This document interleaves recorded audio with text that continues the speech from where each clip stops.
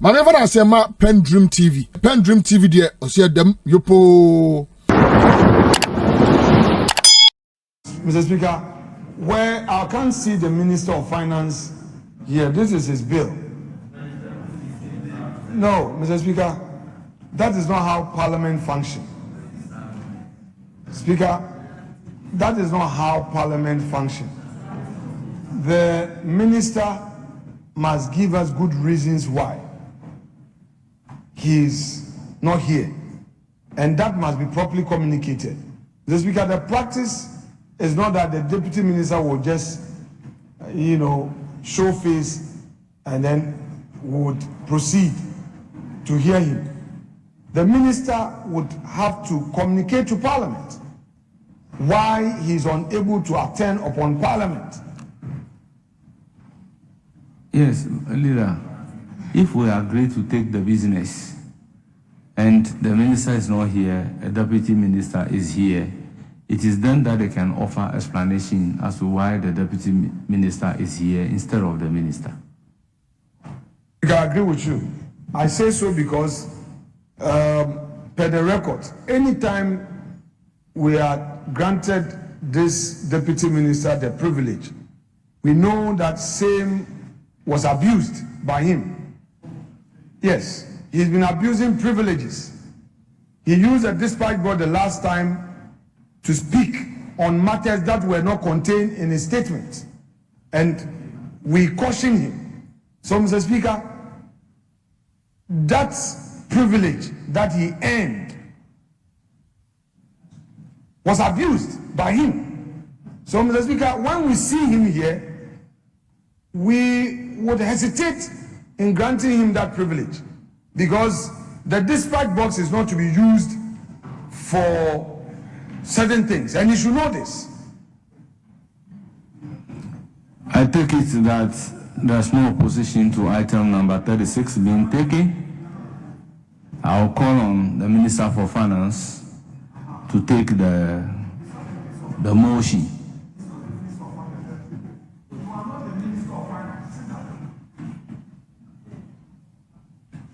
Speaker, the Honorable Minister responsible for Finance is unavoidably absent. And so, on that basis, may I pray that his able deputy do this on his behalf, Mr. Speaker. Yes. Speaker, this is a House of Records. It is not enough for the Chief Whip to announce that the Finance Minister is unavoidably absent. If there were compelling reasons for his inability to be here, for instance, if there is any emergency cabinet meeting or whatever, it is the responsibility of the Chief Whip to communicate same to the leadership prior to the business being taken, especially when he knows that around him are a handful of his colleagues. You don't have your numbers to do government business. So in a situation like this, you judge all. In an empty chamber, where is your 189? Where is your 189? Including your ministers of state. They don't even make themselves available to do their own government business. So you must discuss it with us for us to have some sort of agreement and bring proof of why he's unable to attend upon Parliament. You don't just get up and say he's unavoidably absent. We're tired of those excuses. The Minister of Finance must take Parliament serious. He was once upon a time a minority leader.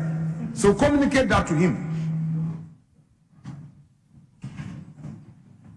Mr. Speaker, the minority leader just participated in an IMF meeting with Parliament, Mr. Speaker, which you presided. And he knows that from here, they are going to engage the Finance Ministry. And so the minister's absence is well grounded. Mr. Speaker, in any case, the Constitution defines a deputy minister as a minister of state, properly appointed under Article 78 or 256. So the deputies are capable of performing the functions of the substantive. That is what our Constitution says, Mr. Speaker, as ministers of state. Just so we are all guided, Mr. Speaker. Speaker, with respect, so is the chief whip making an application as of right? If he's talking about rights enshrined in the Constitution, he should say so. So quote the Constitution. Quote the Constitution.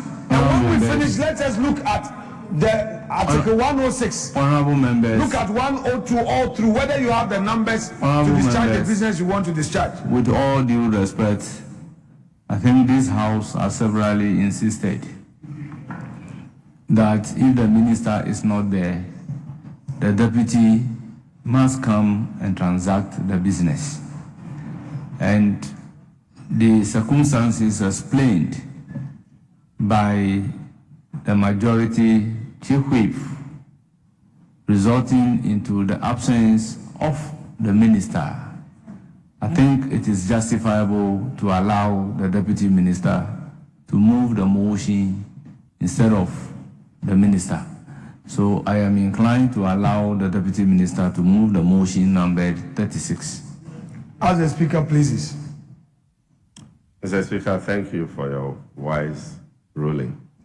Mr. Speaker, I rise to move that the value for money Office Bill 2026 be now read a second time. I so move, Mr. Speaker. Can't I praise the Speaker? That one too, you have a problem. Honorable members, motion number 36 has been ably moved.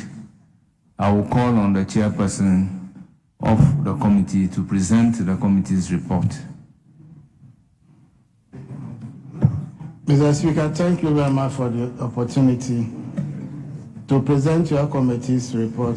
I call on the Hazard Department to capture the entire report as having been read in its entirety, whilst I tease out two important issues. Mr. Speaker, I turn to page 5 of your committee's report. Item 7.5, power to conduct value for money assessment. The committee noted that granting statutory authority to the office to conduct value for money assessment strengthens oversight over public expenditure and promotes fiscal discipline. This power is essential to detect inefficiencies, prevent costs of overruns, and safeguard public funds. However, the committee underscores the need for clearly defined procedural safeguards, including notice requirement, scope of assessment, timelines, and reporting obligations. The committee further recommends clarity in the relationship between the office and other oversight institutions to prevent jurisdictional overlap and institutional conflict. Mr. Speaker, I turn to paragraph 9.0, conclusion.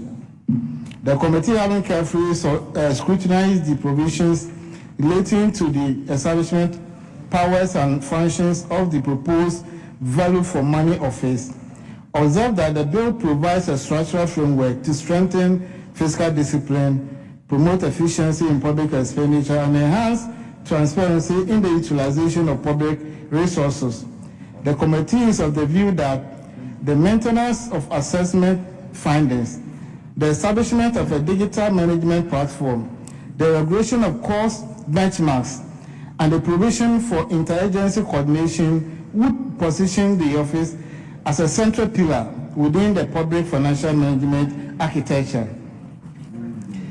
The committee finds the passage of the bill will significantly contribute to safeguarding public funds, preventing waste, and ensuring that public projects deliver optimal value to the people. Finally, in this regard, the committee recommends to the House to adopt this report and pass the Value for Money Office Bill 2026 in accordance with Article 106 of the Constitution. I so submit, Mr. Speaker.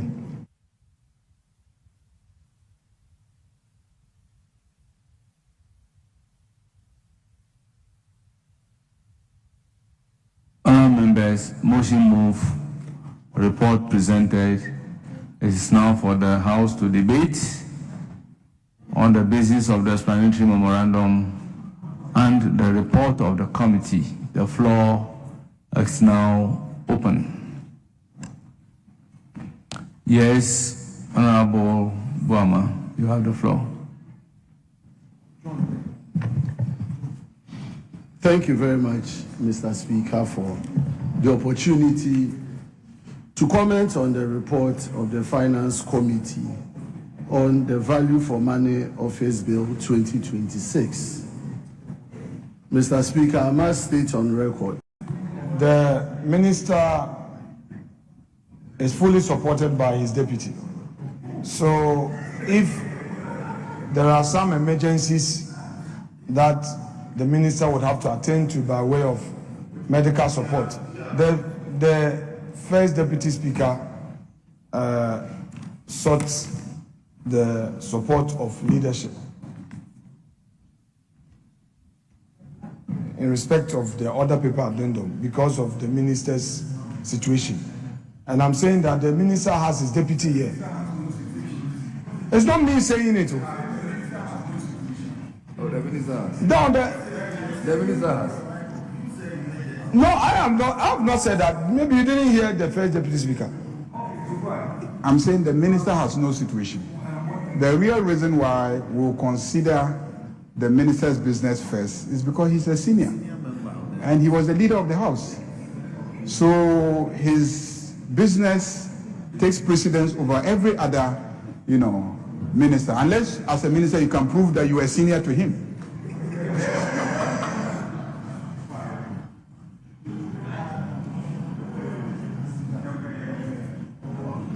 Speaker, what the majority leader just did basically was to overrule you.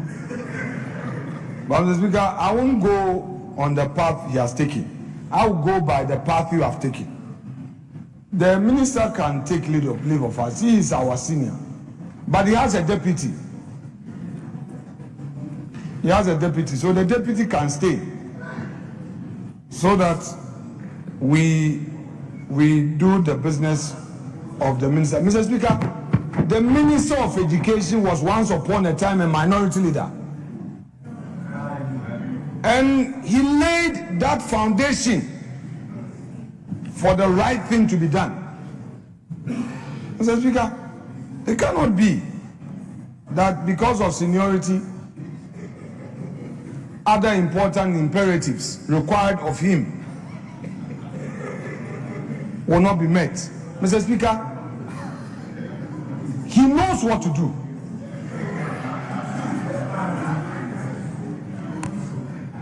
Mr. Speaker, the Minister of Education knows what to do to brief members properly, make sure that sufficient copies are distributed and all.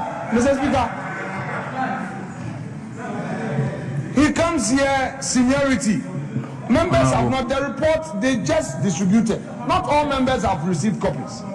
Then they say we should take his business. Mr. Speaker, Minority Leader, well, Mr. Speaker, I played with you that I will communicate same to the minister, or he's here listening to you, that sufficient copies of the report would have to be distributed so that members will read the report and contribute accordingly. So I agree perfectly with you. So the whips must take note.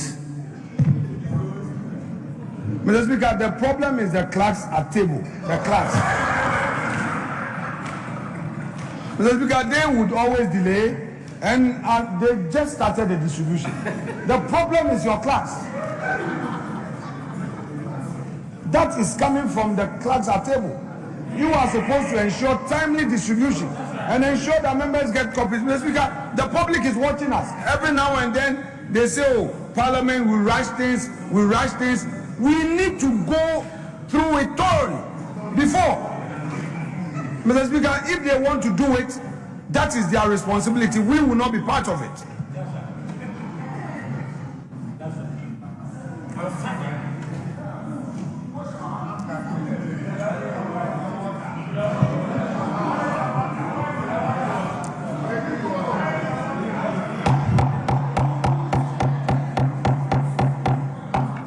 Honourable members, at commencement of public business presentation of papers, order paper addendum. Chairman of the committee.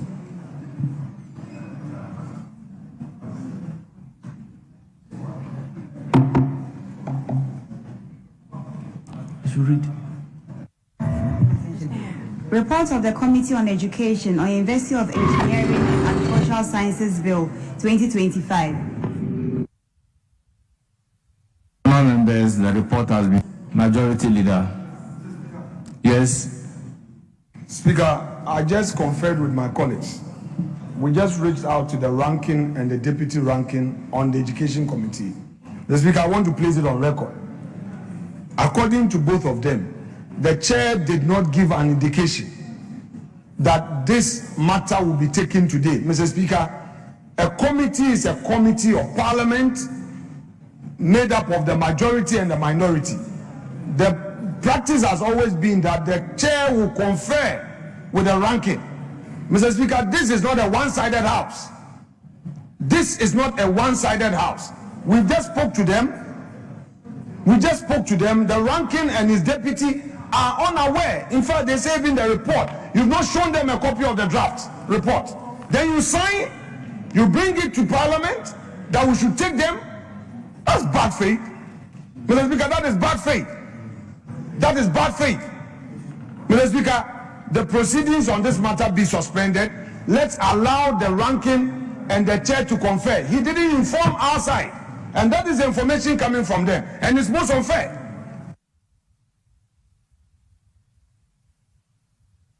Yes, majority leader.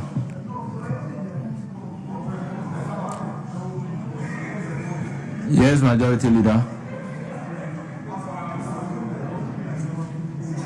Oh no, I'm not going to speak against you. I'm not. I will not speak against you.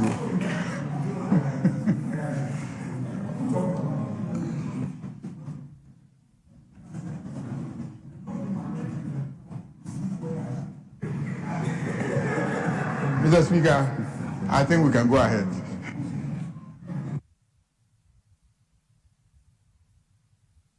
Yes, what's the indication? Very well. Motion numbered 2. Speaker, yet On the paper addendum. Motion number Minister for Education. Mr. Speaker, I beg to move that motion 2, as it appears in addendum order paper, page 1, be so moved today. I thank you, Mr. Speaker. Members, motion move and seconder. Mr. Speaker, I second the motion. Motion move and seconded. It is for the consideration of the House. Honourable members, I'll put a question. This is a procedural motion. As many as are in favor say aye. Those against say no. Honourable members, the ayes have it. The motion is adopted. We then move to consequential motion number 3, Minister for Education. Order paper addendum. Mr. Speaker, I beg to move that the University of Engineering and Agricultural Sciences Bill 2025 be now read a second time. And Mr. Speaker, in doing so, as you may recall, far back in 2016, there was the decision by then government to establish the University for Sustainable Development in the Eastern Region in Somanya. Subsequent to it, Mr. Speaker, there was decision in 2022. Government then got support from the Korean Exim Bank of $90 million to support the construction of what was referred to as the Bunsu University project, which is now properly christened the University of Engineering and Agricultural Sciences, which, Mr. Speaker, the President is seeking that by end of year this year 2026, and in particular in October this year, the school should begin admissions to admit at least about 800 students to the School of Engineering, divided into two, 400 students for engineering, 400 students for agric sciences. Mr. Speaker, as you may recall, the University for Environment and Sustainable Development, UESD, has even marked its 5th anniversary, which is the headquarters in Somanya. Mr. Speaker, I move that this Honorable House adopts the report of the Committee of the Whole on the proposed formula for distributing the District Assembly's Common Fund for the year 2026. I so move, Mr. Speaker. Honourable members, yes. Speaker, I rise to second the motion. Mr. Speaker, are we going to do the one on the recruitment?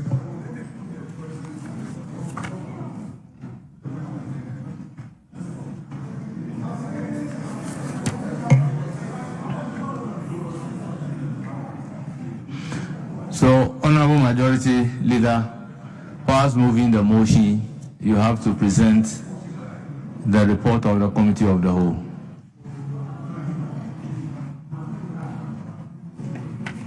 Mr. Speaker,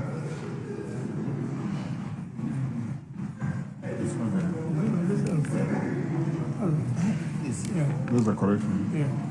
Mr. Speaker, in moving that we adopt the report of the committee, I urge Hansard to capture the entirety of the committee's report as if I have explicitly gone through all of it.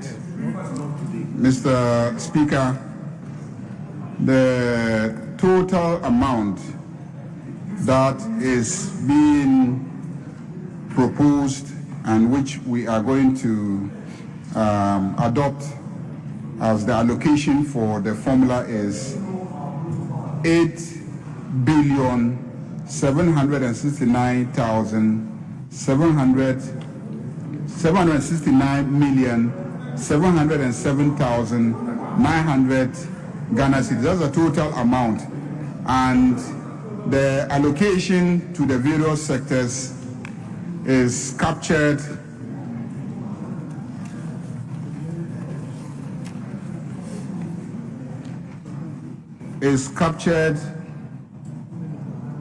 in pages 5 and 6 of the report, so I will not repeat all that. Mr. Speaker, I move that we adopt the report. Yes, Honourable Minority Leader, this is the time for you to second.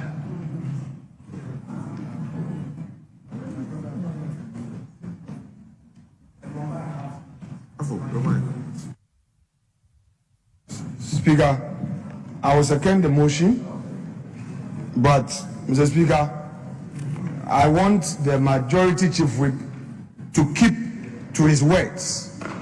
He promised this House. We have seen the Minister of Interior in the chamber. We want to know when he is going to ensure that what he told us will be done. But I second the motion. You promised that the minister will be here to brief the House. Today he is here. Yesterday you said there was an emergency. You said there was an helicopter emergency, so he had to leave. Yeah, but yes, I agree.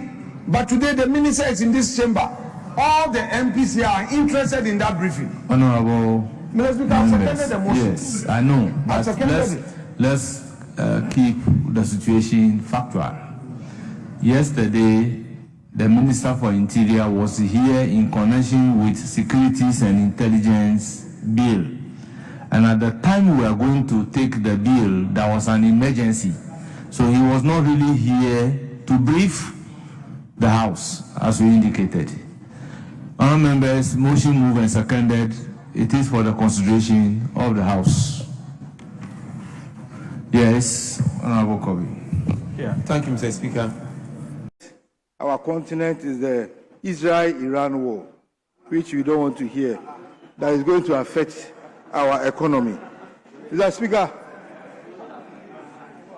it will not affect our economy because of how far Israel and Iran is from Africa. Mr. Speaker, I'm being mindful of Order 93.5. Mr. Speaker, there's a lot of opportunities with AFTA. Mr. Speaker, it's an expansion of our intertrade Africa through tariff reductions. Mr. Speaker, we are also going to develop our regional value chain, maybe in agro-processing, manufacturing, and services. Mr. Speaker, AFTA is a good opportunity for Africa because it's going to attract investment and also growth in digital trade through harmonized systems. Mr. Speaker, but as Africa, we are not taking advantage of this. As Chinua Achebe said in his book in 1983, that what is the Achilles heel of their nation, Nigeria, by extension to Africa.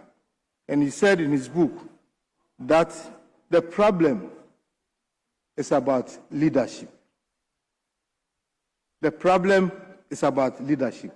Mr. Speaker, we have about 55 countries in Africa, and the total GDP of these countries is less than the GDP of Germany. It's less than the GDP of Japan. And this is making our economies very, very weak. Mr. Speaker, up to now, if after in operation, we still don't have a single card for Africans.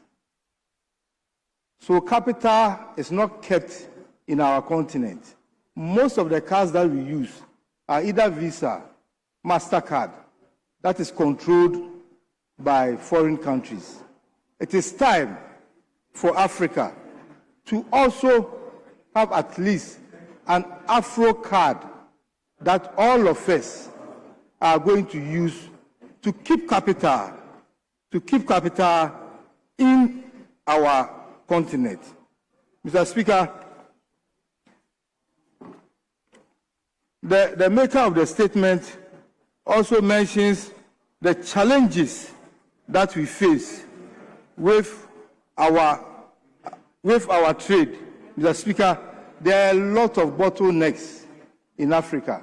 Mr. Speaker, even if you have a partner, a business partner in Nigeria or in Niger, and you want to go by road to visit your supplier in Nigeria, in Niger, Mr. Speaker, if it's a 10-member committee that is going to Niger, I don't think all of you will go and come back with the same number of 10.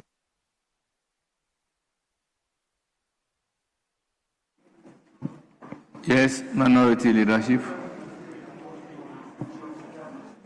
Speaker, thank you very much. Speaker, let me take this opportunity to commend Honorable Atta Issa, who has been a very forceful guy when it comes to issues of trade and finance. Speaker, AFTA is the most consequential economic development in post-independence Africa, and we are squandering whatever possibilities or opportunities we have with AFTA. Speaker, a single market of 1.4 billion people, a combined GDP of $3.4 trillion, and the potential to boost intra-African exports by 109%. These are not mere statistics, Speaker. We are not just here to cite them, but this is the mandate that AFTA has. And if we are able to put our efforts and resources together, intra-trade should be one of the very important things we should benefit as Africa. Speaker, secondly, we also need to break away from this colonial trap of raw material extraction. All we are noted for doing largely is that we give the raw materials, and then the raw materials are sent out there, and the kind of benefit we are supposed to get from the raw material production itself. We don't, because all we do is that we extract, send them out, and they turn out to be something that we rather go and buy. Speaker, you can buy chocolate here in Ghana, and when you get to Skipo and buy the same size of chocolate, and the amount you end up paying, and even the taste of the chocolate, there's no way you can say that the one in Amsterdam largely is better than that of the one we are consuming and producing here. But what is happening? There is this understanding of this colonial thinking, and that everything we are getting should come from outside. And that is when it happens like that, then we believe that we are taking it from the right source. It's because somebody produces a certain medication here in Ghana, that medication is not seen as the best. Because first of all, you are even buying it very cheaply. There was a conversation yesterday about somebody buying some medication for massage, and that was 15 cedis, and the kind of work the medication did for the person. Just because the person bought it here in Ghana, originally didn't believe that that medication could be of a very stronger effect and the results could be better. And this is it. It's because we have not departed from that colonial thinking. The need for us to have solid industrialization and to know that even with that, there is a corresponding effect of creating jobs. Speaker, that is why we need after, and also to believe that the architecture now in place is for us to take advantage of same. Let us depart from always believing that the colonial master is the best person. Speaker, the digital trade and fintech are Africa's fastest growing economic frontier, and we are not prepared to take advantage of same. Speaker, my final one, there should be non-tariff barriers which are throttling African trade as surely as any tariff war.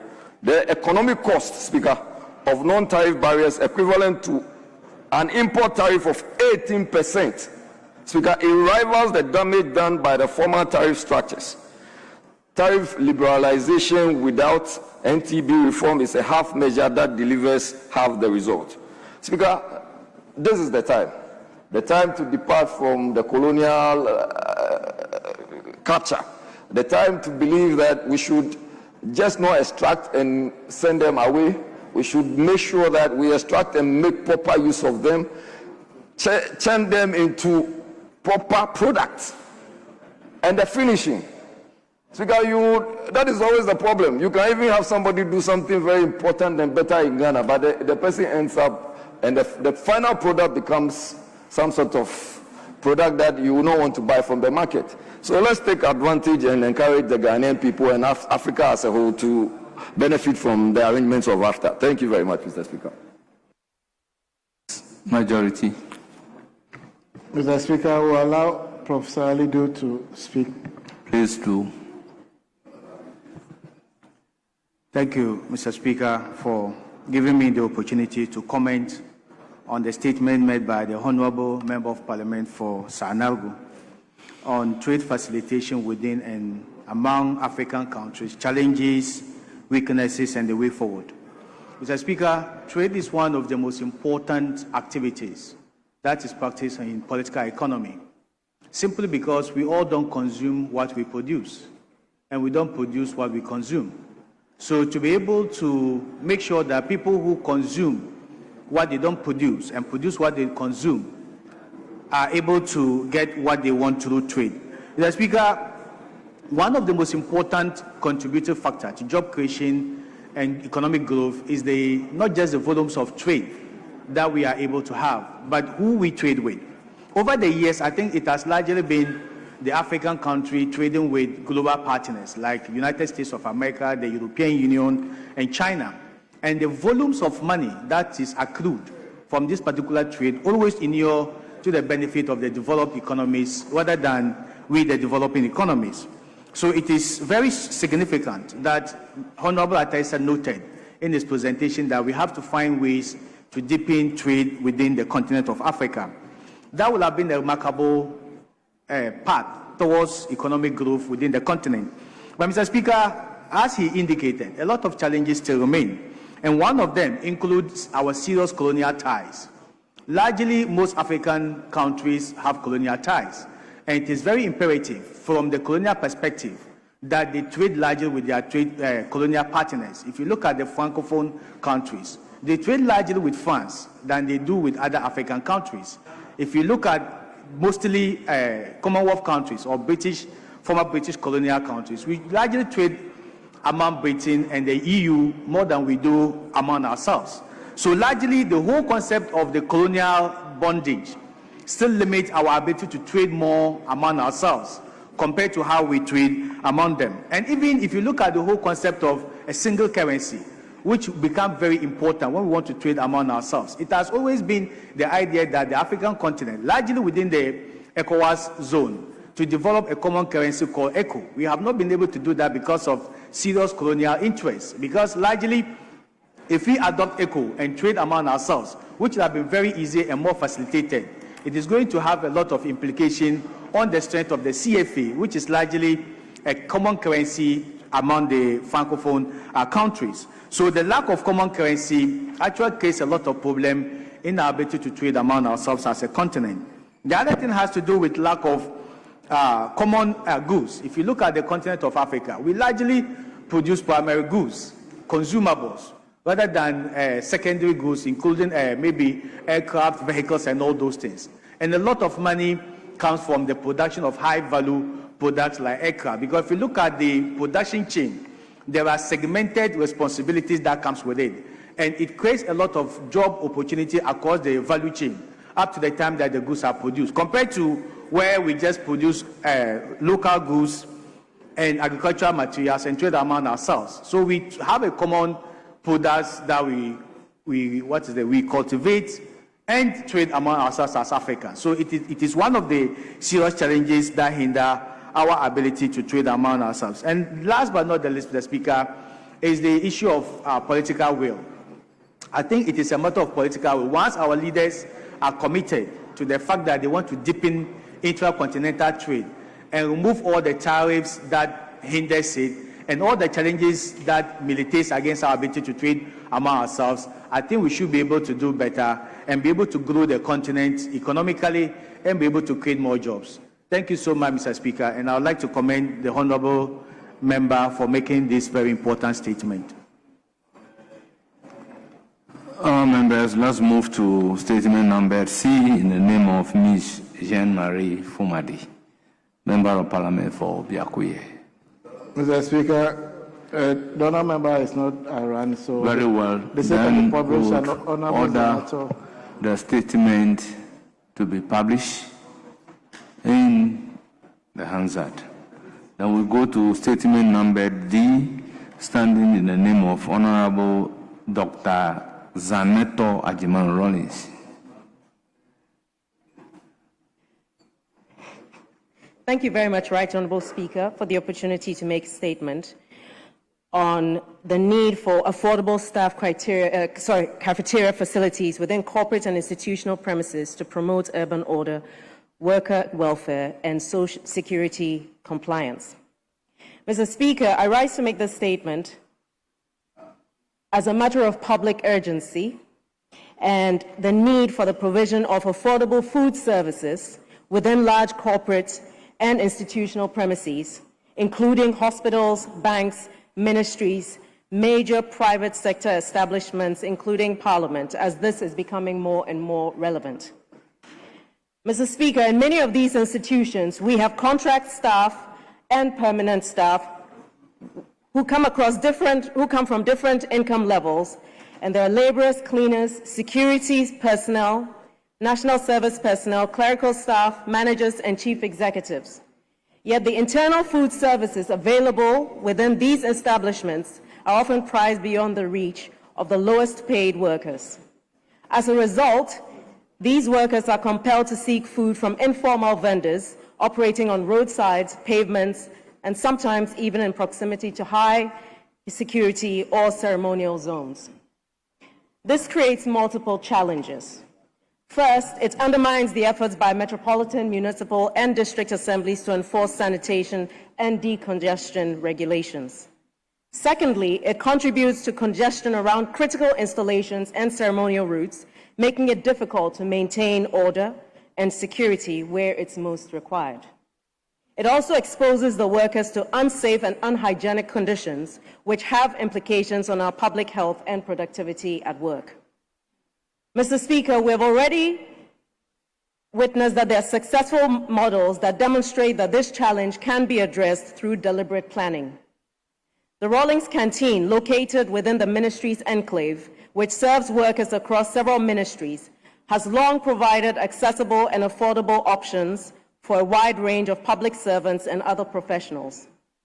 Food options include red, fufu, banku, various rice dishes, and even fruits. Similarly, the food court located within the Opebia House parking complex, which serves staff from institutions such as the Ministry of Foreign Affairs and other organizations in the area, shows how food vendors can be properly integrated into building infrastructure. In that case, vendors operate within designated spaces embedded within the facility and pay a modest monthly fee that contributes to sanitation and maintenance of the food courts. These examples illustrate that when food services are intentionally incorporated into institutional design and priced to be inclusive, the pressure that pushes vendors and workers into unauthorized spaces significantly reduces. Mr. Speaker, I therefore propose that relevant regulatory authorities, including the Ministry of Works and Housing, the Ministry of Local Government, Chieftaincy and Religious Affairs, and our metropolitan, municipal, and district assemblies, consider developing guidelines that encourage and, where appropriate, require large institutions, corporate entities, and public facilities to incorporate affordable cafeteria or food court services within their premises. Such facilities should be designed to cater to all categories of workers, regardless of income level, and should be integrated into planning approvals for major developments.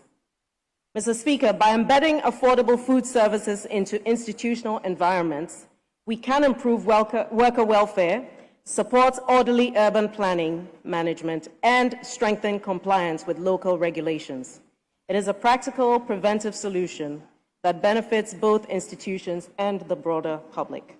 I respectfully urge all of us to work towards policy and planning frameworks and stakeholder engagements that reflect this reality. Thank you very much for this opportunity, Mr. Speaker. Our members, that's the statement ably made. The floor is now open for comment. Well, minority leadership.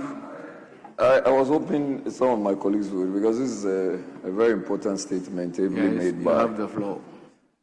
Save that I just was able to pull one from the council, which is not very legible. But I mean, I listened attentively and I realized that there were three major issues that she espoused: food security and welfare, basically having a clean environment, and then have a particular centralized cafeteria for workers.